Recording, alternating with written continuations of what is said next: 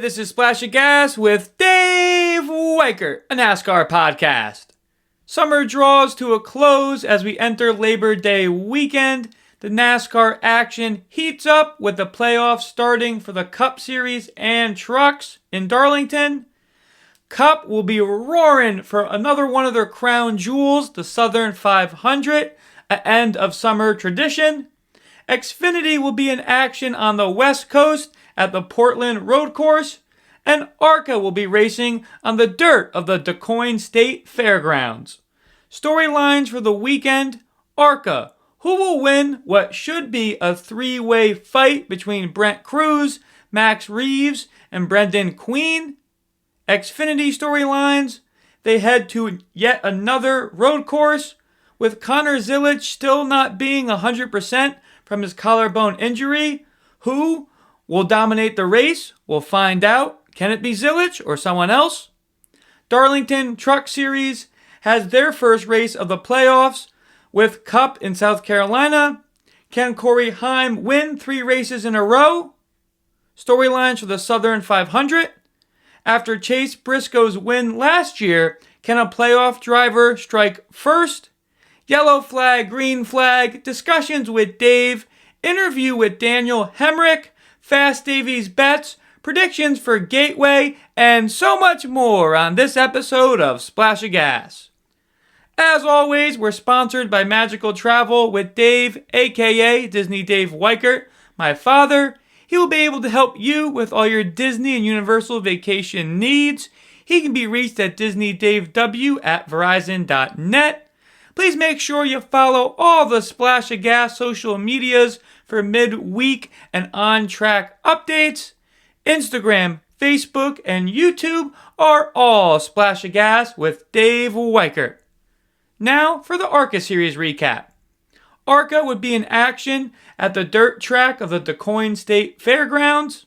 Lawless Alan would win the pole, followed by Brent Crews in qualifying. Crews would be strong, leading for most of the race, before LeVar Scott would take the lead from him with 25 laps to go. Brenden Butterbean Queen would then take the lead laps later from Scott. The yellow would fly with 8 to go as Brent Crews goes spinning. Tough break for him after Crews leads for most of the race. Brenden Butterbean Queen will go on to hold off Lawless Alan and wins at DuQuoin. Congrats to Queen as he eats waffles over the weekend. Now for trivia question time. This week's question is, who has won the most Southern 500s all time? Answer coming at the end. Now for the Truck Series recap from Darlington. The first race of the Truck Series playoffs will get underway Saturday afternoon in Darlington. Front Row Motorsports truck of Chandler Smith would win the pole, followed by his teammate Lane Riggs making up the front row. Smith would lead early, but a flat right tire would put him into the wall. Lane Riggs would take the lead, but by lap 31, Corey Heim would get past Riggs for the top spot. Corey Heim would go on to win the first stage. Heim and Grant Enfinger restart for the second stage. Heim would get the jump, but 6 laps later, Riggs would get past Corey for the top spot. The rest of stage 2 would be cautionless and won by Lane Riggs. Corey Heim and Grant Enfinger restart up front for the third and final stage. Heim gets the jump and leads. Just like the second stage, Lane Riggs would pass Heim several laps later, but it wouldn't last for Riggs. 16 laps later, Heim would work his way past him, but as soon as he does, the first yellow for incident would fly when Andres Perez de Laura and Caden Honeycutt tangle. Riggs would be forced to pit with a flat tire. Corey Heim and Grant Enfinger restart with 13 laps to go. Heim would get the jump and lead. There would be no more yellows. It's Heim time in Darlington as Corey Heim wins the first race of the Truck Series playoffs and his 3rd race in a row. Daniel Hemric finishes second, followed by Grant Enfinger. We'll go over the full Truck Series playoff standings later in the show. Now for the Xfinity recap. Xfinity would be on the West Coast at the Portland Road Course. Connor Zilisch, showing no setbacks from his broken collarbone, is the fastest in qualifying and wins the pole, followed by teammate Justin Allgaier, making up the front row. Zilisch quickly jumps to the lead. Several spins would occur behind him in the close quarters of Portland, but there would be no yellows, and the first stage would be won by Zilisch. Connor and Austin Hill restart for the second stage. Zilisch goes back to the lead, and by lap 40, he would have nearly a 6-second lead over Austin Hill, who was in second. Just like the first stage, the second stage would stay green and be won by Zilisch. The first yellow for incident would occur on lap 65, when Anthony Alfredo and Thomas Annunziata both spin. Then the drama would unfold. Zilisch and Hill on the following restart. Hill would get the jump, and William Sawalich in third hits Connor Zilisch, making him miss turn 2. Hill leads as Zilisch recovers in second, but is smoking from a tire rub. 3 laps later, the yellow would fly for a stuck Jack Perkins, forcing the race into overtime. Was Zilisch's car have too much damage from the contact, or could he contend with Hill? The two would battle side by side going through the start-finish line. Zilisch would get the jump and lead. He would send it a little bit too hard in turn 1 and have to take the penalty loop, but there's a stack up behind him as Austin Hill gets taken out. Zilisch is still able to control the lead as William Sawalich gets to second. Connor Zilisch goes on to win in Portland. With his 6th place finish, Carson Kvapil clinches his spot based on points to the Xfinity Series playoffs. Now for the Cup Series recap. The last crown jewel of the 2025 season and the start of the NASCAR Cup Series playoffs, the Southern 500. Denny Hamlin would win the pole, followed by teammate and last year's winner, Chase Briscoe, making up the front row. After an early yellow for Josh Berry spinning that collected several others, Chase Briscoe will go on to lead and start to put a gap in between him and Hamlin in second. After pitting, Briscoe would return to the lead on lap 56 and again on lap 84, rolling to the stage 1 win as Tyler Reddick follows. Briscoe and Hamlin restart for stage 2. Briscoe leads again. Ross Chastain would pass Denny for second on lap 143 after Hamlin complains of a clutch issue. After 3 more cautions in the stage, it would come down to a 15-lap shootout for stage 2. Briscoe would again lead and win. Erik Jones would work his way to second. Now for the third and final stage of the Southern 500. Briscoe and Tyler Reddick would restart. Could Chase go back-to-back, or could someone else catch him? Again, the dominant Briscoe takes the lead until he pits on lap 274 and then would retake that lead on lap 281. Yellow on lap 313 as Derek Kraus catches fire.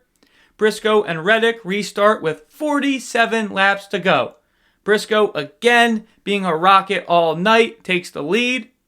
Each Erik Jones and Tyler Reddick would try to reel him in, but it wouldn't be enough. Chase Briscoe wins the Southern 500 2 years in a row and locks himself into the round of 12 for the playoffs. Tyler Reddick second and Erik Jones third. Now a quick look back at the predictions we made for last weekend. ARCA went with Brent Crews. He wrecks late and finishes 15th. Trucks picked Corey Heim, and he rings in Heim time with the win. Xfinity tapped Taylor Gray. He finishes 14th. Cup went with William Byron. He brings it back 21st. Now for yellow flag, green flag. ARCA, green. Brenden Butterbean Queen grabs his first win on dirt, jumping to the lead at the end of the race. Trucks, yellow. Caden Honeycutt gets tangled with Andres Perez de Laura late and ends his day. Expected more out of him, but that's racing sometimes. Can Honeycutt rebound in Bristol? Trucks green. Daniel Hemric makes strides in the standings, finishing second and now sits third currently in the playoff standings. Xfinity Yellow, both Haas factory cars of Creed and Mayer finish outside the top 15. Expected more. Xfinity Green, I didn't think Connor Zilisch would be able to contend the whole race after his broken collarbone and how Daytona went for him. I was wrong, and he grabs the win. Cup Yellow, we'll go more in depth on discussions with Dave, but Hemric Motorsports does not impress in the first round of the playoffs at all. Cup Series Green, Chase Briscoe. I didn't think he would go back-to-back in the Southern 500. He makes it happen and locks himself into the next round of the playoffs. Now for interview with current Truck Series playoff driver, Daniel Hemric. Here's what Daniel had to say. Next driver we bring on the Splash of Gas is veteran of the sport and current driver of the 19 truck for McAnally Higlerman in the NASCAR Truck Series is Daniel Hemric. Thanks for the show, Daniel. Absolutely, yeah. Thanks for having me on.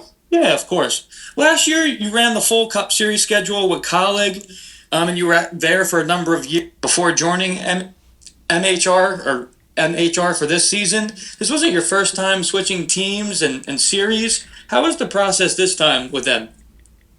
Yeah, the process has been good. As you touched on, it's something that I'm totally unfamiliar with. Teams and manufacturers and folks I've been fortunate to drive over the years. So, yeah, this year coming over here to MHR, it was kind of leaning into those processes again. And, yeah, I think really just investing the time that needs to be spent with the people. That's what a lot of it comes down to. And the more you do that, the more fluid the switch becomes. And I've enjoyed everyone working with everyone over here at MHR. And we've achieved some short-term goals and we have some long-term goals that we're still reaching to achieve. But at the end of the day, I feel like we've all done a good job of continuing to try to push each other to be better week in and week out, which is what I strive for when you're the guy in the driver's seat. And it's been fun to kind of play in the role I've been able to play here. Cool. Appreciate you touching upon that. You started this season off strong, 7th at Daytona, then 5th at Homestead. The following week, you battle teammate Tyler Ankrum on a late race restart and get the win at Martinsville, taking home a grandfather clock. What did it mean for you to get back in victory lane?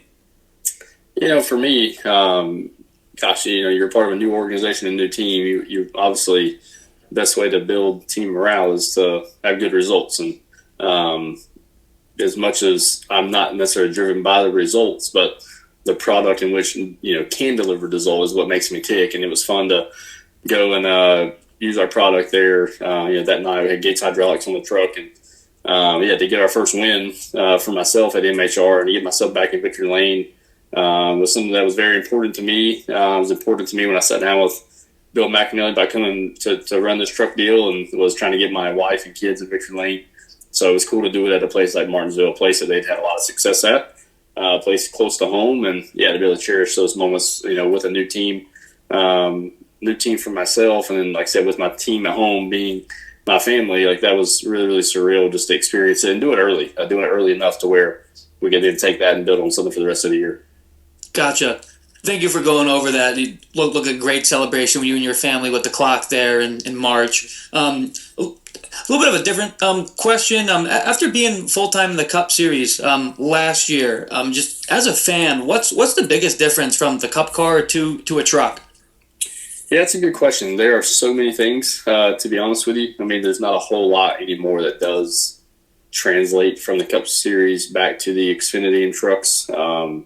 With one of the biggest things obviously being the independent rear suspension, with the Cup cars being that way now and the trucks being, there's still a straight rear axle with a rear housing, that changes a lot of the cueing in which you feel in the driver's seat and how you get that cueing when you have your inputs with your steering and braking and throttle and whatnot. So then to that same point, the steering is substantially different. I think back even to some of my later Xfinity years, having some Cup guys come from the new Cup car down to the Xfinity Series, they would always immediately be like, man, I forgot how much slower the steering is in the Xfinity and trucks. So, it's just a bunch of little things that make your experience different. But It's still fun to see guys attempt to jump back and forth, and I feel like you see the guys that are very successful in our sport be able to jump back and forth, and it was a lot of fun getting to do that some myself over the last couple of years. Cool.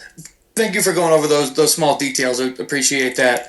Going back to this year, with your win in Martinsville in March, as you mentioned, you locked yourself into the playoffs, had a good amount of time to get ready for this year's playoffs. You won the Xfinity Championship in 2021. And with not making the playoffs last year at the Cup level, how did you did you prepare any differently for the truck playoffs this year? Obviously, not making the Cup playoffs is not say that you expected to not make it, but it's far fetched to think that a team with the resources in which we had, and just as new as we were, my final year of Cup racing there last year, that we were going to do it. But I feel like I try to prepare week in and week out the same, even through my championship years in the Xfinity cars. Like, man, there's nothing better than playoff sports. The intensity and mindset you got to bring to it, that entire mentality of playoffs is something I live for. And really that's how I approach every week. It's only that week, nothing else matters. Then you get through that one, then immediately, as soon as the checker flag, falls, that very next second, the next week prep starts. And I just enjoy that. I wouldn't say that process has changed any for me. If anything, I just appreciate what goes in and what it takes to go try to have success throughout this format. Cool. Appreciate you going over that. Sounds like you're locked in, loaded for the Truck Series playoffs that are going on right now. Last Saturday in Darlington, what just mentioned, was the first race of the Truck Series playoffs, and you were 10th in practice and qualified 7th. How was the 19 truck feeling going to green? Yeah, I feel like, reality is that, we've needed some speed and, some balance in our Silverados this year from what they've had in the past. And I felt like Darlington was a step in the right direction. It was one of the first times all year I feel like we've truly had short run capability, and the long run wasn't, too far departed from that. So when you have that within your hands, you find that as strengths as a driver, and you can go and utilize restarts to make some stuff happen, and so on and so forth. And that's what Darlington came down to, right? We qualified 7th. A couple of guys did have some problems, but we had really good short run capability, and still pretty good mid to long range capability. And just put some more in my hands to give me some opportunities to create some leverage to move forward all day. So to net a second place result when it was all said and done was something that you set out to do intentionally. Obviously, if you get that close, you want to cap it off with a win. But for us as a group, that was our most probably well-executed weekend through its entirety that we'd had all season. And it's a good time to have those. Gotcha. Thank you for going over that. It sounds like you made some improvements on the car. Was there anything? I mean, I know Heim has been so dominant, winning the last 3 races. I mean, do you think there was anything else that you needed to catch him? No, honestly, we just, I maybe could have done a little better job staying a little closer to him the first lap or two. And then we had kind of a rare situation where the 77 truck had a pass-through penalty, and he kind of blended between me and the 11, the leader. And it kind of cost me about 3/4 of a second or so, and that's about what I lost by the margin of victory. So, but the good thing was I felt like, and I tried to push home to the 19 group and really everyone at MHR at our Monday morning meeting post Darlington, was that we kept them inside, we kept them honest, and that's what a lot of the players are about. So we're going to continue to try to do that. Cool. Thank you for that insight. That's neat. After Darlington, you're 33 points above the cutoff line and currently 3rd in the standings. A week from tomorrow, the trucks will be back in action for the second race of the playoffs at Bristol. Any goals for Bristol, and how are you going to get the 19 into the Final Four at Phoenix? Just goals for Bristol really kind of go back to that mindset I talked to you about in playoffs in general. You go, you prep. Your preparation, everything about it is just with a certain level of intensity that you bring to every single, a waking second that you roll onto those grounds there at Bristol. So, we'll do that, and the result will take care of itself. The result will be what it's going to be, but we'll be prepared to go to battle and do whatever we can to try to advance. Sounds like you're super locked into the playoffs and ready to go for Bristol. Last question, and in other news, you'll be back in the Xfinity seat, driving the 11 for Colleague at Gateway this upcoming weekend. You were at Colleague for some time. How does it feel going back there for Gateway, and what are your expectations for St. Louis? Yeah, for St. Louis, it's the first time the Xfinity Series has ran there in, I believe it's like 14 or 15 years. So I've never ran an Xfinity car there. Did run a cup car there last year, and I ran some trucks races there, 7 or 8 years ago before that. So it's a really cool racetrack, and really just the city and the area in general. They love NASCAR racing, so it's cool to go there and put on a show for them. And I thought I'd be off this week with the Truck Series, and I am. And then I got the call from Matt Colleague and Chris Rice, and so they needed somebody and would like me to come fill that role. So it was really cool to get that phone call. I'm really pumped to just go out there and have some fun. I don't know if I've ever had the opportunity to go run an Xfinity car with not worrying about points or none of that stuff. So it's going to be just a fun weekend of driving a really fun vehicle. Appreciate Matt and Chris and Action Industries, which is what's on the car, one of Matt Colleague's companies. And go there and try to give those guys a good run. They've been working hard. Obviously, Christian Eckes, who drove the 19 years past here at MHR, now runs for them. So him and I have a really good working relationship. And if anything else, hopefully I can go bring something to the table for them and try to help them be better going forward. Cool. Sounds like, just like what you said, it's going to be fun there. So, cool. Thank you so much for all the time, Daniel, and best of luck in the rest of the playoffs. And we'll hope to have you on before the playoffs end, all right? All right, sounds good. Thank you. Yep, thank you. Have a good one. You too. See ya. Appreciate the insight from Daniel, such a veteran of the sport. Now for discussions with Dave. First topic. Did Connor Zilisch take a shortcut to victory on Saturday? If you were watching the conclusion of the Xfinity race from the Portland Road Course, that turn 1 where a lot of people were checking up, the penalty for that was to zigzag through these 2 big white markers. And if you kind of took that and some others got stacked up, it almost worked in your favor, and that was shown on the overtime restart. Connor Zilisch fires it a little bit too hard into turn 1, trying to get the edge on Austin Hill, and he goes right into the penalty zone, zigzagging his way through. As we saw, there was a stack up behind him, and that worked to Zilich's advantage, helping him go on to win the race on Saturday.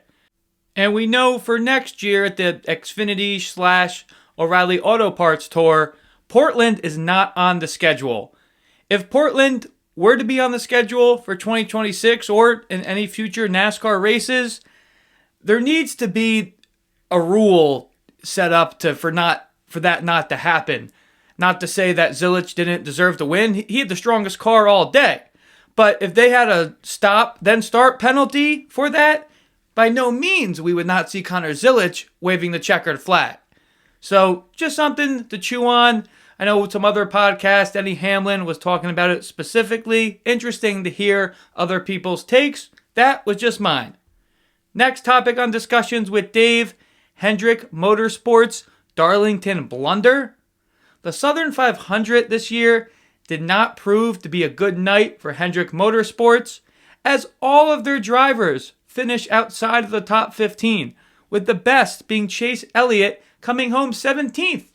Kyle Larson was 19th, William Byron 21st, and at the rear, Alex Bowman 31st.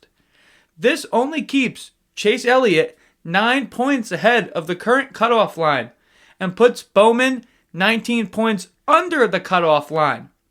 As I was saying last week, I did think Alex Bowman is not going to make the round of 12. I think he's going to get eliminated in the round of 16. This only furthers my thought on that. I didn't think Chase Elliott would have an issue getting to the round of 12, but he's only 9 points ahead of the cutoff line. That's just, a stage at most. So we'll see what happens. They're really going to have to turn it up in Bristol if they want more than 2 of their drivers to make the round of 12 in the playoffs. Moving right along, the slide of SVG.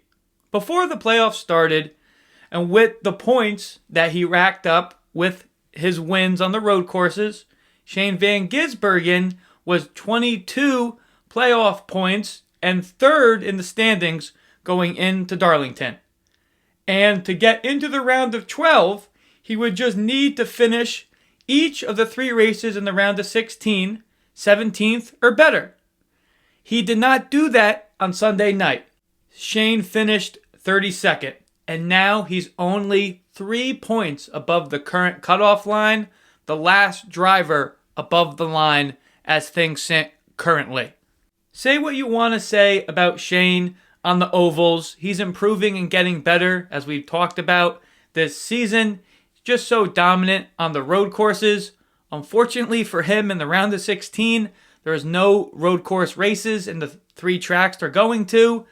I truthfully, and as I've been saying, I thought Shane could at least get to the round of 12 and possibly the round of 8 with the Charlotte Roval, the last race of the round of 12.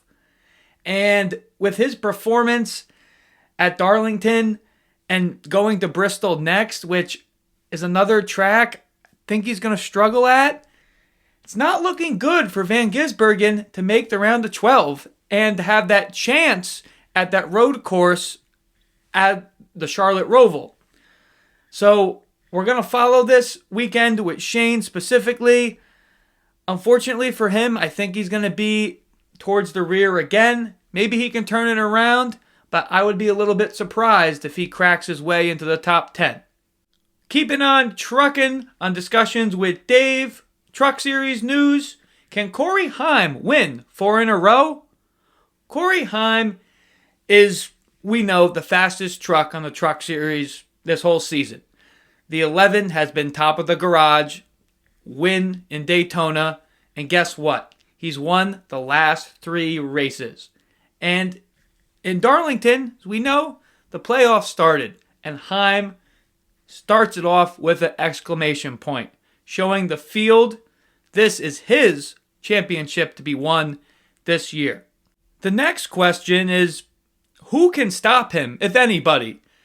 The Front Row Motorsports trucks of Chandler Smith, Lane Riggs, we know bring speed, and have each beat Heim this year, getting wins each themselves. Truthfully, I think a veteran, Grant Infinger, or even Daniel Hemric would have the best chance to beat Heim, but boy, Corey has just been lights out, and I think that's going to continue into the playoffs and in Phoenix. Some silly season news on the Cup Series side of things. There were several rumors that Ricky Stenhouse Jr. could be possibly leaving Hike Motorsports, but it was confirmed Ricky says he will be staying there for 2026. Sometimes it can be an uphill battle for them as they are a single car team, but Stenhouse truly does elevate them to, I believe, the greatest potential. And as we've seen, he's won a Daytona 500 in 2023. He's even won since then at Talladega. Stenhouse and Hayek Motorsports think it's still a great pairing. Happy that they'll be back together in 2026. As mentioned, the Southern 500 was the last crown jewel of the 2026 schedule. Briefly wanted to touch upon all the winners. There was no repeat winners this year. So we know William Byron starts off the season, Daytona 500, gets the win.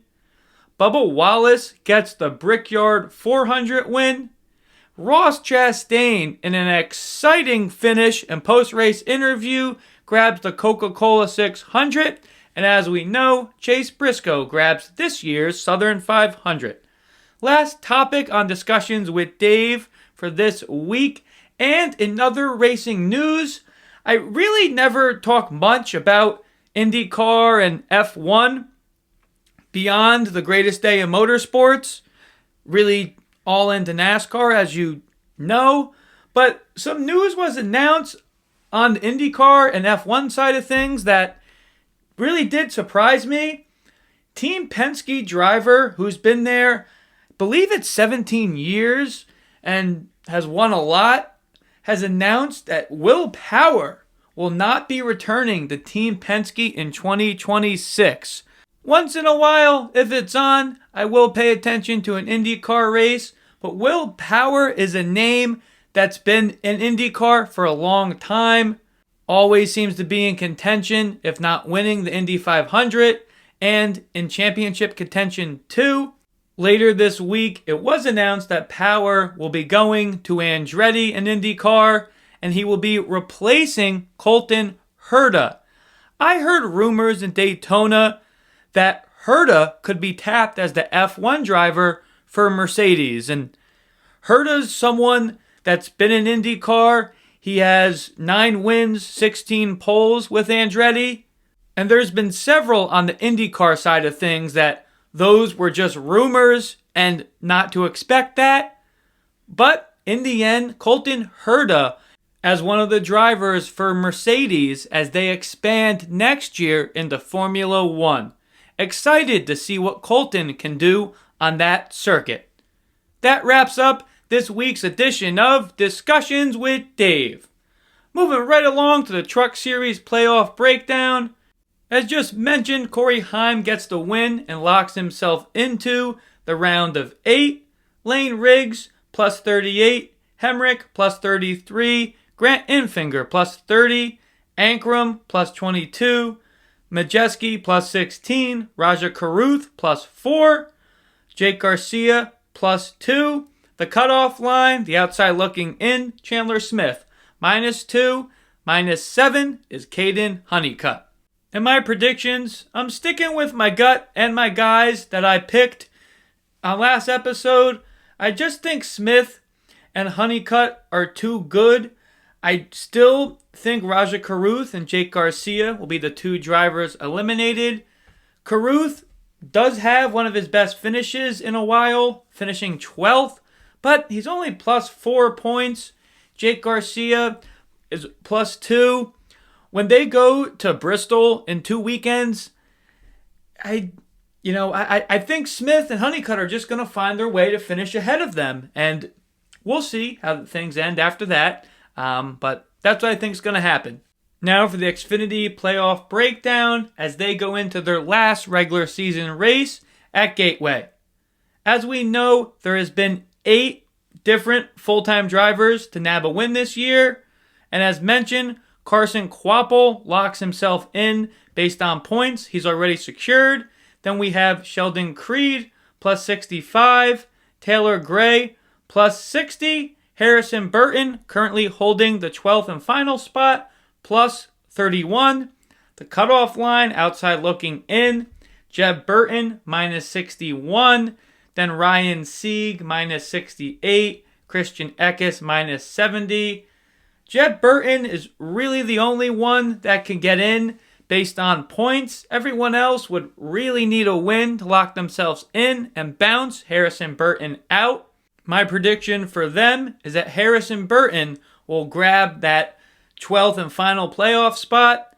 Luckily for Harrison, he was in the Cup Series last year. Even though he did get bounced out, he did have seat time in Gateway last year. As Daniel Hemric just said, it's been about 14 years since the Xfinity Series has raced there. I think his current point cushion and his experience from there will help him to get into the playoffs. I think the final 3 drivers will be Creed, Gray, and Harrison Burton. Now, Cup Series playoff breakdown. We'll make our final predictions shortly in the episode, but here are my thoughts after Darlington. The first one, as I mentioned on Discussions with Dave, SVG. I just didn't think he was going to bleed that many points on the first race in Darlington, and now he sits only 3 points ahead of the cutoff line. That's the biggest eye-opener for me. Second one is how poorly the Hendrick Motorsports cars did. Chase Elliott is only in the 11th position, plus 9 over the line. I do think he can turn it up and have no problem get into the round of 12, but if he goes out early, could be early exit for Chase. Don't think that's going to happen, though. Joey Logano sits -3 with SVG sliding like he is, and Logano, the 3-time Cup Series champ. I think Joey will have no problem, and Penske dominated last year at Gateway, and Logano, I believe, was top 5, so I think we'll have no problems finding the other side of the line after Gateway, last but not least, the lady in black, anything can happen at Darlington. Guys, spin out, hit the wall quite frequently. Wasn't quite expecting that to happen so early for the 21 of Josh Berry, and that really ends his day, and he's 19 points, currently last in the standings. Didn't expect him to get out of the round of 16, but did I think he was going to be all the way in the back? No, not really. Now for NASCAR History Time, Part 1, Langhorne Speedway. Langhorne Speedway up in Pennsylvania was a tough, old 1-mile track on the Cup Series. They ran there from 1949 to 1957. They called it the Great Left Turn. And on May of 53, the race there turned into a real roll of the dice. Rain washed out qualifying, so instead of turning laps, 35 drivers had to draw starting spots out of a hat. That's NASCAR back in the day. Buck Baker, a former bus driver out of Charlotte, pulled the shorter straw and had to start way back in 25th, while Tim Flock's number 91 Hudson ended up on the pole. Flock led early, but engine problems slowed him down and he would end up finishing 5th. Meanwhile, the former bus driver Baker carved his way through the field, trading the lead with Lee Petty as the two clearly had the top cars to beat. Baker would lead for 28 laps before going in for a pit stop, which gave Petty the lead again. But Baker wasn't done. He chased Lee Petty back down in just 26 laps, retook the top spot, and he never let it go. He led the final 14 laps to grab the win with Petty in second.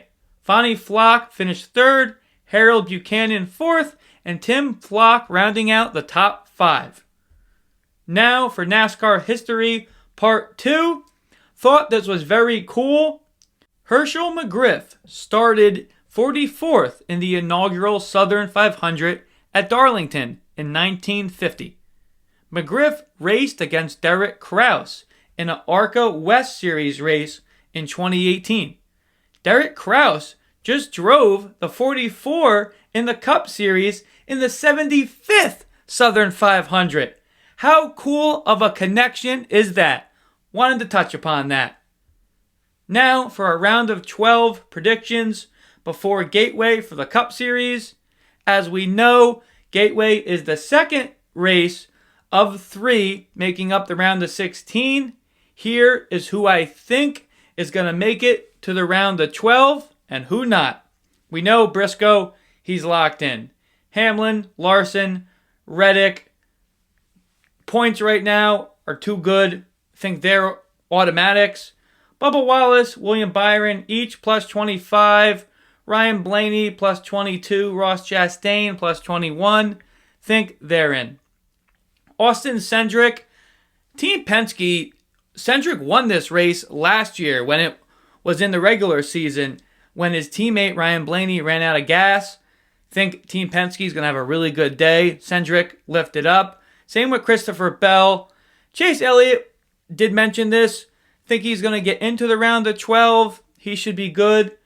Shane Van Gisbergen. I didn't think I was going to say this. As I've said throughout this year, I truthfully thought he was going to get into the round of 12 in the playoffs. The way Darlington went, I don't think that's going to happen. Truthfully, don't. Joey Logano, don't think he's going to have any issues, especially with he came in 5th last year in Gateway and think he should be in the, top 5 and worst case scenario, probably top 10. Austin Dillon did finish 6th at Gateway last year. Does have a shot. I wouldn't be surprised if he's one of those drivers that does make it in. And then Bowman and Josh Berry, each minus 19. They would, at this point, need really good finishes in the next 2 races, if not a win.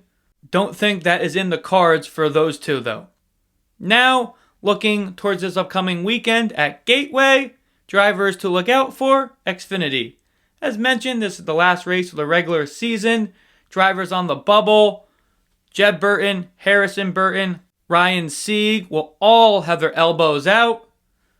First, Justin Allgaier. He's the KG veteran, as well the betting favorite as things stand. Think Justin is going to be up front and contending.